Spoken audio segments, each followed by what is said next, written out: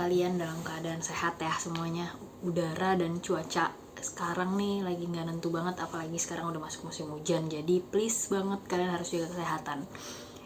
Oke, gak lama-lama kali ini gue mau sedikit sharing tentang apa yang gue alamin selama 1 bulan kebelakang kemarin. Jadi gue di Agustus kemarin itu alhamdulillah udah melahirkan seorang putri cantik, pintar, manis, cerdas banget, aktif, dan dia super kooperatif banget. Ya namanya bahasa Gia tuh Setiawan, panggilannya Gia. Gue melahirkan secara sesar karena ada pengapuran plasenta dan posisinya Gia tuh masih tinggi banget, udah di bawah tapi belum masuk panggul. Jadilah gue akhirnya ditindak sesar. Selang beberapa minggu gue sama Gia benar-benar belajar sama-sama. Gue jadi seorang ibu baru yang banyak banget harus belajar dari Gia, dan Gia juga harus beradaptasi dengan dunia yang sekarang dia udah ada di sini gitu kan. Sampailah akhirnya keseharian gue tuh benar-benar dilewatin sama tiap hari sama Gia, terus juga ganti pampers, menyusui dan lain sebagainya gitu. Nah, menjadi seorang ibu itu sebenarnya nggak semudah yang kalian bayangin gitu. Bahkan mungkin sebagian dari kita juga nggak bisa sehari 2 hari langsung bener-bener jadi siap menjadi ibu ketika baru melahirkan gitu, sama kayak gue juga. Dan salah satu hal yang memang harus dipelajari dan benar-benar harus setiap hari berproses adalah proses menyusui. Nah, ini sampai akhirnya gue rasain minggu-minggu pertama, kedua, ketiga, oke fine, gue harus menyusui Gia, harus belajar gimana sih cara menyusui yang baik dan benar gitu. Sampai singkat cerita di suatu ketika gue mengalami Gia tuh benar-benar susah nyusunya. Dia mau nyusu tapi tuh selalu ngerasa haus, dan dia selalu merasa nggak nyaman nyusunya. Sampai sekalipun nyaman dia tuh sampai ketiduran gitu kan. Dan durasi dia nyusu itu sering banget gitu, dan sekali nyusu dia bisa lama banget. Gue kira itu awalnya wajar dong, sampai akhirnya gue pun juga pumping. Gue nyusuin tiap 2 jam sekali, pumping 2 jam sekali, dan alhamdulillah banget ASI gue luar biasa banyak, super banyak. Dan gue menyangka dia itu cukup untuk minum ASI setiap dia minum gitu kan. Terus selang beberapa waktu gue ngalamin pembengkakan ASI, mastitis. Mungkin kalian ada yang udah tahu mastitis itu apa. Kalau misalnya belum tahu, kalian bisa googling sendiri mastitis itu apa. Dan beberapa kali gue kompres juga pakai air hangat, oke udah enakan. Gue pumping, gue keluarin, udah enakan. Terus kok di sini akhirnya tuh ada masa dimana gue merasa tuh ini udah nggak beres gitu. Gue pumping udah mulai sedikit ASInya, sampai akhirnya nggak keluar sama sekali. Terus dia tapi posisinya masih haus dan lain sebagainya gitu kan.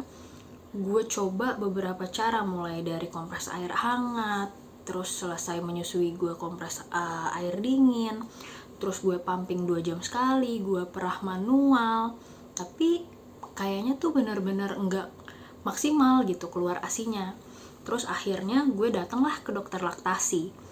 Nah, di sana akhirnya gue dikasih tahu kalau pelekatan Gia saat menyusu itu kurang tepat. Jadi cara dia menyusu itu nggak optimal, menyedot atau menyusunya itu ASInya tuh nggak keluar secara optimal. Itu yang bikin dia akhirnya tuh kayak haus terus gitu kan. Lalu mulai pulang dari dokter laktasi, gue udah mulai enakan, mastitis gue udah agak berkurang, terus gue mulai biasa lagi untuk menyusui. Selang beberapa hari, singkat ceritanya ini gue cepetin aja ya. Singkat ceritanya ketika gue habis mastitis, gue ke dokter laktasi, pelekatan Gia belum benar. Terus akhirnya beberapa hari setelah itu ada beberapa ruam merah di payudara kiri gue. Terus itu mulai mengeras, mulai penggumpalan ASI yang lumayan jauh lebih dari sebelumnya. Gue rasa itu masih wajar. Terus gue ngalamin menggigil, demam, pusing segala macam, sampai akhirnya tanggal 9 September jam 2 pagi gue dibawa ke UGD sama Hangga karena gue menggigil parah dan demam di situ. Sampai sana gue dibilang kalau misalnya ini ibu mastitis, terus gue dikasih beberapa obat antibiotik sama obat paracetamol dan hilang nyeri gitu. Pulang dari rumah sakit dari UGD gue ngerasa enakan. Terus sehari 2 hari gue masih nyusuin kayak biasa, tapi dengan ASI yang makin hari makin berkurang. Gue pumping pun berkurang, kayak misalnya ini segini gue sekali pumping kanan doang itu cuman dapet kayak 30 mili kurang gitu, karena sebelah kiri tuh udah nggak bisa dipumping. Terus abis kayak gitu singkatnya lagi gue datang lah ke dokter laktasi lagi gitu, bawa Gia. Dan di situ ke dokter laktasi yang berbeda, Gia dibilang dia punya lip tie sama tongue tie. Itu kurang lebih ada selaput yang di bawah lidah sama di bawah bibir sini. Itu yang bikin dia nyusunya nggak optimal. Jadi dia nggak bisa nyedot susu itu tuh secara benar gitu. Itu yang bikin dia selalu ngerasa haus dan sampai bisa nyusu itu ketiduran. Nah, setelah Gia akhirnya dicek dan itu dia langsung diinsisi sama dokter. Maksudnya insisi di sini adalah singkatnya si lip tie sama tongue tie-nya itu digunting. Maksudnya digunting di sini adalah diobatin gitu. Dan alhamdulillah setelah itu Gia ngerasa lebih enak dan gue juga pun ngelihatnya lebih enak gitu kan.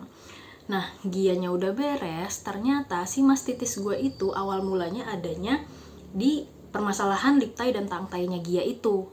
Pas gue nya dicek, dokter tuh kaget pas ngeliat gue ini udah masuk ke abses. Jadi urutannya itu pertama tuh mastitis dulu. Mastitis itu kayak penggempalan atau pembengkakan gitu kan. Nah, ketika mastitis itu nggak sembuh dan makin parah, itu akhirnya menjadi abses mamae. Maksudnya di sini adalah ada ASI yang menjadi nanah di situ. Karena kan makin lama nggak dikeluarin itu tuh mengeras dan keras banget.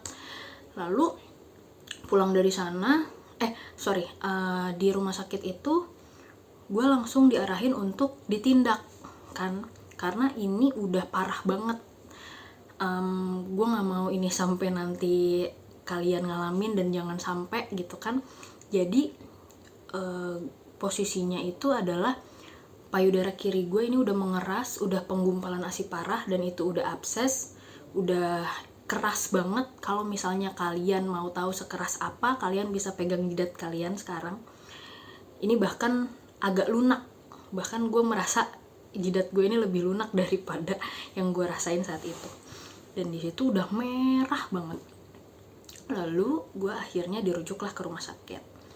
Gue datang ke rumah sakit, gue kontrol dulu ke poli bedah, langsung masuk ke poli bedah. Di situ dokter sama susternya terheran-heran kok bisa.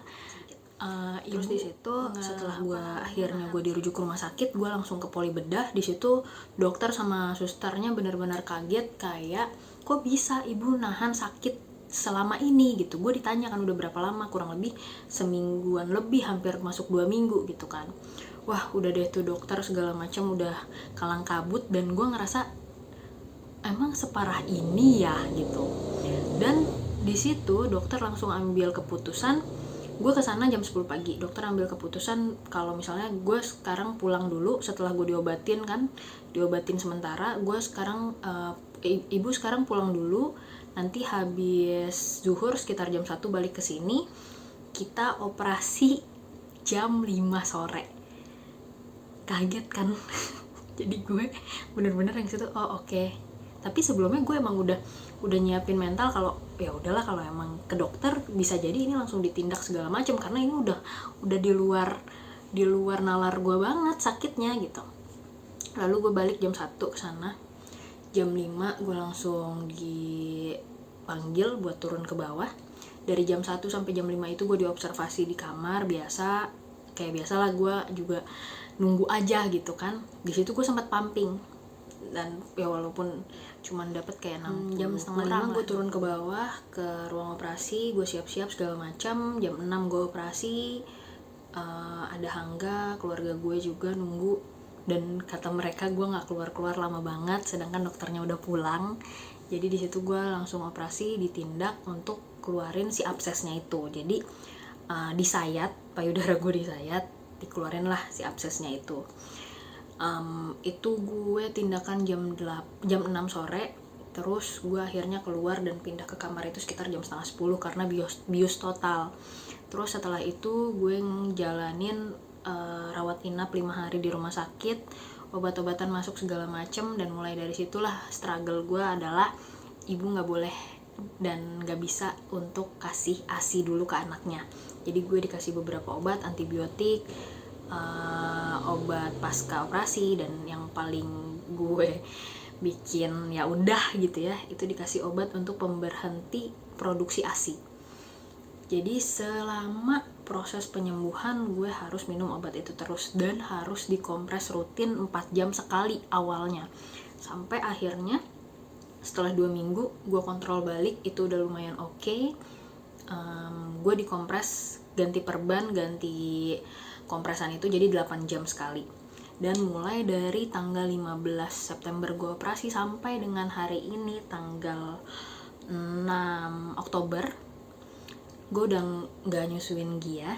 Jadi Gia full sufor, dan alhamdulillahnya anaknya pengertian banget dan pintar, dia mau untuk minum susu formula. Dan gue udah lebih dari 2 minggu atau jalan 3 minggu lah gue sama sekali gak pumping. Jadi benar-benar kering kerontang gitu. Nah, kalau dari yang kemarin pada nanyain, sempat beberapa teman-teman nanya, sakit apa Rim, operasi apa Rim? Itu yang tadi gue jelasin. Gue awalnya mastitis sampai ke abses, lalu gue operasi, dimasukin selang juga buat ngeluarin, dan kemarin alhamdulillah udah lepas selang, lepas benang jahitan. Sekarang posisinya gue udah lumayan enakan, walaupun gue gak boleh banyak gerak sebelah kiri apalagi. Jadi gue sekarang ini udah lumayan bisa duduk lama. Tadinya gue gak bisa, gue hanya tiduran dan lain sebagainya, cuman di kamar. Enggak juga sih, beberapa kali kalau bosan gue ke depan, jalan pelan-pelan, bangun pelan-pelan gitu. Dan gue harus terus konsumsi obat sampai benar-benar sembuh. Dan kalau kata dokter ini pemulihannya lama. Jadi kalau misalnya dikasih 10:1, ya gue satu orangnya itu yang kena ini gitu. Jadi ya gue menganggap ini adalah gue orang terpilih yang bisa merasakan penyakit ini gitu. Dan mudah-mudahan kalian yang nonton nggak ngerasain ini, jangan sampai. Jadi itulah yang bisa gue sharing sedikit. Sekarang kondisi gue udah lumayan enak, gue udah seger, udah bisa hahaha yang sekarang, tapi tetap masih dalam rawat jalan. Gue masih ganti perban 8 jam sekali. Ini kalau misalnya mau lihat peralatannya segini banyak. Ini Rivanolnya, ini Microfor, ini kain kasa, ini alkohol, dan masih banyak lagi. Sama obat-obatannya yang gak bisa gue kasih tahu obatnya apa aja. Terus sekarang posisinya juga Gia udah pinter lah dia, alhamdulillah. Berat badannya juga pun terjaga, perkembangannya juga oke. Jadi ya udah gitulah. Dan memang jadi ibu itu nggak segampang lo oke gue masuk fase baru gitu. Benar-benar harus belajar, benar-benar harus tahu gimana sih prosesnya gitu. Dan pelajaran yang harus gue lakukan nanti insya Allah ketika di anak kedua dan seterusnya adalah gue harus banyak belajar bahkan sebelum gue hamil gitu. Karena kemarin gue pas hamil gue cuman fokus belajar gimana cara ngelahirin yang benar gitu. Tapi ternyata ada pelajaran lain yang harusnya gimana cara menyusui dan untuk posisi-posisinya, untuk pelekatannya dan lain sebagainya. Itu yang gue skip, nggak belajar dari pas gue hamil. Jadi ini gue harap pelajaran buat gue juga, pengalaman buat gue juga. Penyakit ini nggak ada yang tahu datangnya dari mana, nggak ada yang tahu datangnya kapan gitu kan. Jadi ya udah, ini adalah yang gue jalani 1 bulan ini. Di bawah happy aja sih sebenarnya. Cuman ya gitu, mudah-mudahan kalian semua dalam keadaan sehat terus. Yang lagi mulai menunggu sang buah hati lahir, mudah-mudahan ini jadi proses juga buat kalian, jadi pelajaran buat kalian, dan kalian bisa ngejaga. Dan yang paling penting adalah ketika kalian menyusui harus benar-benar dikosongin asinya. Benar-benar dikosongin asinya. Karena syukur alhamdulillah asi gue melimpah banyak banget, dan Gia ternyata nyusunya nggak optimal. itulah yang menjadi awal mulanya gue sampai hari ini gitu. Gue mohon doanya supaya gue bisa lebih cepat pulih, lebih cepat sembuhnya juga, dan gue bisa kayak aktivitas biasa lagi. Oke? Thank you.